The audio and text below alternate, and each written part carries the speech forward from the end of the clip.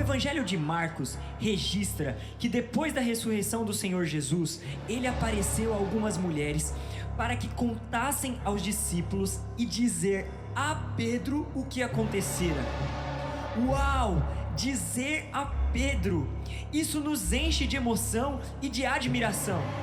Por que ele não disse: contem aos discípulos e digam a Tomé? Sim, porque Tomé duvidou da ressurreição do Senhor. Por que ele não disse: contem aos discípulos e digam a João? Afinal de contas, ele era o discípulo amado do Senhor. Mas não, Jesus não mencionou o nome de nenhum discípulo, mas especificamente mandou que dissessem a Pedro. Por que isso? Pedro era tão melhor que os outros? Havia nele algo especial? Que coisa! Por que será que Pedro foi exclusivamente citado? Eu não entendo. Não foi Pedro que 3 dias antes desse evento tinha cometido um grande pecado? Se não me engano, esse pecado de Pedro impediria que o Senhor confessasse ele diante dos anjos de Deus. Porque no Evangelho de Lucas está escrito que todo aquele que me nega diante dos homens será negado diante dos anjos de Deus. Na verdade, ele não confessou o Senhor diante dos homens, nem mesmo diante de uma humilde empregada. Mas o fato é que o Senhor queria que fossem dizer a Pedro. Essas palavras, sem dúvida, têm um significado muito profundo. Como será que Pedro se sentia? Como eu queria saber o que se passava na sua cabeça. O erro que eu cometi não foi um erro qualquer. Receio que nunca mais poderia me aproximar de Deus. Desta vez, Ele me abandonou. Com certeza Deus não pode mais contar comigo depois desse deslize. Nunca mais terei experiências especiais, como aquela que tive com o Senhor no Monte da Transfiguração. Também ali, foi a mancada que eu dei. Tive uma ideia e disse: Mestre, bom estarmos aqui e que façamos 3 tendas, uma para si, outra para Moisés e outra para Elias, pois eu não sabia o que dizer diante de tanto esplendor. Mas essa ideia não tinha nada a ver. Depois de tudo isso, eu sinto que não poderei mais ser o companheiro do Senhor como fui no jardim do Getsêmani. Puxa, se eu pudesse voltar no tempo, talvez eu desse mais valor em estar ali com Ele orando. Mas naquele dia, acabei dormindo. Só que não era só eu. Tiago e João também dormiram. O Senhor se dirigiu a mim e disse: Pedro, tu dormes? Não pudesse vigiar por nem uma hora? Eu não sei o que acontecia comigo quando manifestei o desejo de morrer por ele e jamais negá-lo. E ele ainda me disse: antes que o galo cante, tu me negarás 3 vezes. Sinceramente, naquele instante pensei que o Senhor não tivesse entendido o que eu falei. Outra coisa. Quando ele foi preso, eu fiquei tão indignado que peguei a espada e feri o servo do sumo sacerdote, cortando-lhe a orelha. Mas Jesus disse: Pedro, guarda a tua espada. Porventura não beberei o cálice que o Pai me deu? Ou você pensa que não posso rogar ao meu Pai e Ele me mandaria neste momento mais de 12 legiões de anjos? Não sabes que os que lançam mão da espada, a espada perecerão? E tocou na orelha daquele homem e o curou. Realmente eu queria agradar ao Senhor. Eu queria lhe demonstrar o meu amor. Eu pensava que poderia amá-lo corajosamente. Certamente, ele se lembra da vez que eu lhe disse: ainda que venha a ser uma pedra de tropeço para todos, nunca seria para mim. Apesar de ter dito isso, jamais pensei que pudesse tropeçar tão feio. Não tropecei perante um grande sumo sacerdote, alguém com muita autoridade. Eu não caí diante de Pilatos, que tinha muito poder, mas caí justamente diante de uma pergunta feita por uma criada. Neguei que conhecia Jesus uma vez, em seguida mais uma vez, e na terceira comecei a praguejar e a jurar que não o conhecia. Logo eu, Logo eu que uma vez confessei que ele era o Cristo, o Filho de Deus. E ainda acrescentei: só tu tens palavra de vida eterna. A quem mais iremos nós? E justamente quando vi o Senhor prestes a ser crucificado, caí. Me arrepiei de medo. Caí e cometi o maior pecado: negá-lo. Embora eu me lembre de ter chorado e me arrependido, não sei como o Senhor se sentiu ao meu respeito. Naquele dia, quando eu neguei, teria sido melhor se ele não soubesse de nada. Mas no exato momento quando eu neguei, ele se virou para mim e olhou. Isso confirmava o que ele já sabia. Foi aí que eu pensei: nunca mais me atreverei a ir até ele. Embora ele me ame, não me ouse me aproximar dele, pois há um pecado que nos separa. Nunca mais poderei me aproximar dele. Mas o Senhor ressuscitou, aleluia! E algumas mulheres vieram me dizer, com os olhos cheios de lágrimas, que ele pediu que dissessem a mim. Sim, a mim. Sim, é Pedro, dizei aos discípulos e a Pedro. Mesmo eu tendo negado o Senhor 3 vezes, ele não me abandonou, ele não me condenou, não me odiou e nem ficou furioso comigo. O que o meu coração deseja é estar com ele. Ele não mencionou ninguém, somente a mim, como se eu fosse o único em sua lembrança. Digam a Pedro, essa é a verdade mais aprazível do mundo, a mais maravilhosa, a mais tudo para mim. Olha, vou confessar uma coisa: se ele mandasse dizer aos discípulos e não citasse o meu nome, eu não teria ousadia de vê-lo na Galiléia como ele mandou. Eu me sentiria indigno, sem forças para ir. Mas o Senhor é tremendo, e porque ele disse: digam a Pedro, isso me encoraja a ir. Eu não tenho dúvidas que aquela mensagem era para mim. O Senhor fez mencionar o meu nome. Ele não me abandonou. Ainda posso me encontrar com ele. Ele me ama. Ele sempre me amou. Ele nunca se esqueceu de mim. Agora eu entendo. Naquele dia em que Satanás reivindicou a minha vida, pedindo que peneirasse como o trigo, se separando da palha. Mas o Senhor orou por mim, para que a minha fé não fracassasse completamente, e uma vez arrependido, voltasse ainda mais forte, para fortalecer os meus irmãos. Meu Deus. Era a última Páscoa, e naquela ceia, Judas, o discípulo traidor, já havia se manifestado. Então, Satanás, sabendo que o reino de Jesus estava prestes a vir, determinou ir atrás de outro discípulo para derrubá-lo.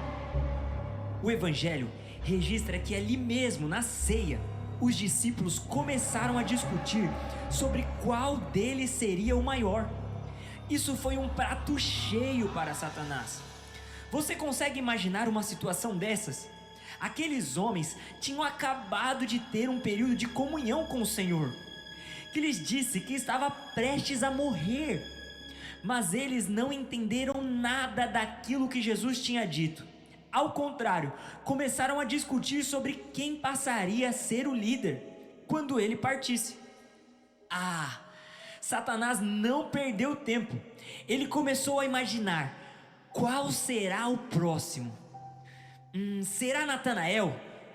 Não, Jesus disse que ele era um israelita íntegro, um homem correto, em quem não se achava culpa. Bem, talvez João. Não, ele é muito íntimo e está sempre junto dele. Lá está Pedro, é esse mesmo que eu quero. Jesus o chamou de rocha. Na verdade, o Senhor disse que ele edificaria a sua igreja em cima da proclamação que Pedro fez, de que Jesus era o Cristo, o Filho do Deus vivo. E mais ainda, falou que as portas do inferno não prevaleceriam contra a igreja. E então Satanás disse: se eu chegar até ele, vou conseguir enfraquecer os alicerces dessa igreja que virá. Jesus, tu disseste que edificaria a tua igreja sobre o testemunho deste homem. Se estás tão seguro assim de que Pedro é uma rocha, permita que eu o penere por algum tempo. Tu verás que ele não serve para nenhum tipo de alicerce. Bem lá no fundo, ele é só areia. Tu sabes que eu derrubei um dos teus discípulos, e agora eu quero te dizer que ele será o próximo. Pedro vai se arrebentar como aconteceu com Judas. Simão, Simão, eis que Satanás te reivindicou para te peneirar como o trigo. Eu, porém, roguei por ti para que a tua fé não desfaleça. Por que eu? Por que Satanás iria me querer, Senhor? Sou tão mau assim? O que eu fiz? Afinal de contas, não fui o primeiro a reconhecer a tua divindade? O que quer dizer isso? Que serei peneirado. Olha, eu não sei o que está acontecendo, mas uma coisa eu te digo, Senhor: estou pronto para ir contigo, tanto para a prisão quanto para a morte. Afirmo-te que hoje, por 3 vezes, negarás que me conheces, antes que o galo cante. Ei! Não era você que andava com esse Jesus pra cima e pra baixo. Era você sim, porque vocês dois são da Galileia. Não adianta ficar zangado não. Era você, eu tenho certeza. Você sabe muito bem do que eu estou falando. Ué, você não ficava pregando o amor, a verdade. Agora é um preso, outro se esconde. Que é isso? Tá com medo? Tá com medo sim, e não adianta mentir. Ó, os mentirosos não herdarão o reino. Não é isso que vocês falam? Não adianta negar não, nem com juramento. Seu falso, vai me dizer que nem conhecia Jesus de Nazaré? Não conheço.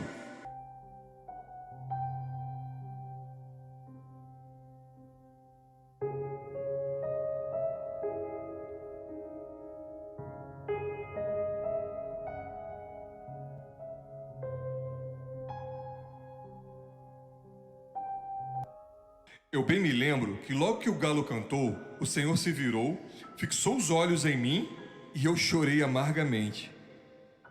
Aquele galo foi um despertador para mim, me acordando de um pesadelo. Eu estava acusado pelo diabo, me sentindo culpado, mas o seu olhar não me sai da lembrança. Eu posso assegurar que não foi um olhar de acusação. O Senhor não estava ali me dizendo: como pôdes fazer isso comigo, Pedro? Depois de tudo que eu te ensinei. Pelo contrário, aquele olhar me dizia: fique firme, amigo. Eu avisei que Satanás iria te peneirar. Está lembrado?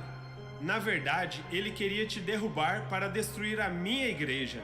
Mas você é importante para mim. Não fuja de mim. Sou eu quem põe fim à guerra. Ainda tenho uma grande obra para você. Não foi em vão que ele mudou meu nome de Simão para Cefas, que quer dizer Pedro, pedra, rocha. Eu bem que reparava que todas as vezes que eu me mostrava fraco ou vacilante, ele se dirigia a mim pelo nome original, Simão, que significa famoso. Só que Jesus nunca quis saber de fama, e sim de firmeza, firmeza de caráter. Rocha, pedra, Pedro. Eu amo esse nome. Agora eu entendo que o Senhor sempre quis contar comigo. Não posso desistir. Ele me ama e quer se aproximar de mim. Como fui ingênuo ao ver sua glória naquele dia da pesca milagrosa, quando disse: retira-te de mim, porque sou pecador. Que retira-te? Eu deveria ter dito: aproxima-te. Sim, Ele quer se aproximar de mim. Me lembro que me fez andar sobre as águas, só para estar próximo a Ele, para ir ao seu encontro. Agora eu vejo muito claro tudo isso. Que para devolver a minha confiança nele e aumentar a minha fé. Ele disse para as mulheres que eu fosse até a Galileia, ali para encontrá-lo, como tinha dito da primeira vez, antes de morrer. Quer saber? É isso que eu vou fazer.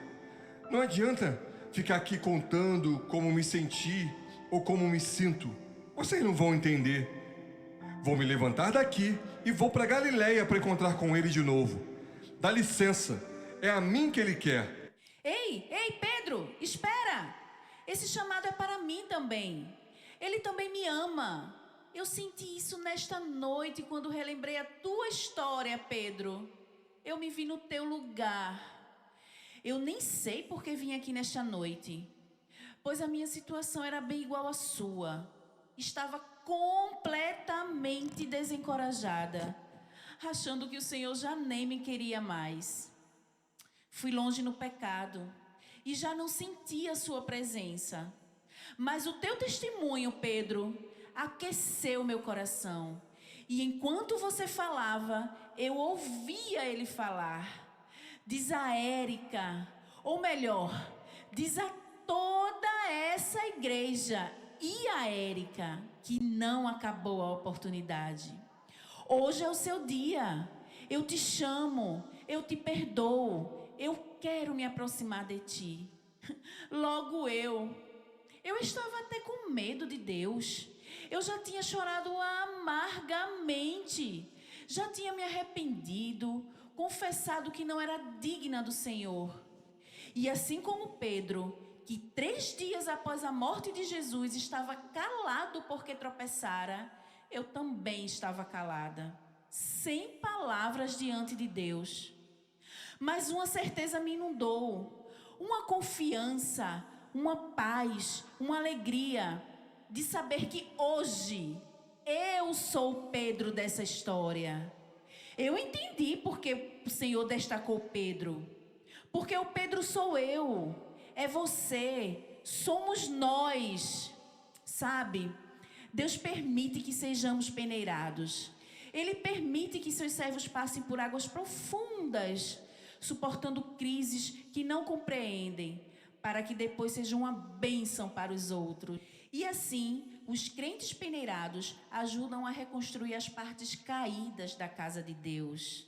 Que lindo!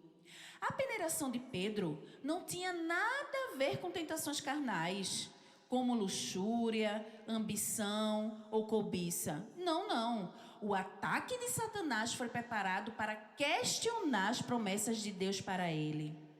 Assim é conosco. O tempo todo, Satanás quer nos peneirar, mas é com permissão de Deus. É verdade.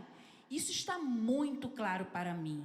O diabo não consegue chegar ao povo de Deus na hora que ele quer. Não. Ele não pode nos derrubar o seu bel prazer. E tem mais. Se você não sabe, as únicas pessoas que Deus permite que sejam peneiradas são aquelas que Ele escolhe para edificar sua igreja. Por isso é que Jesus disse a Pedro: quando te converteres, fortalece os teus irmãos. Só nos resta dizer: eis-me aqui, Senhor, muda meu nome, muda minha história, usa-me.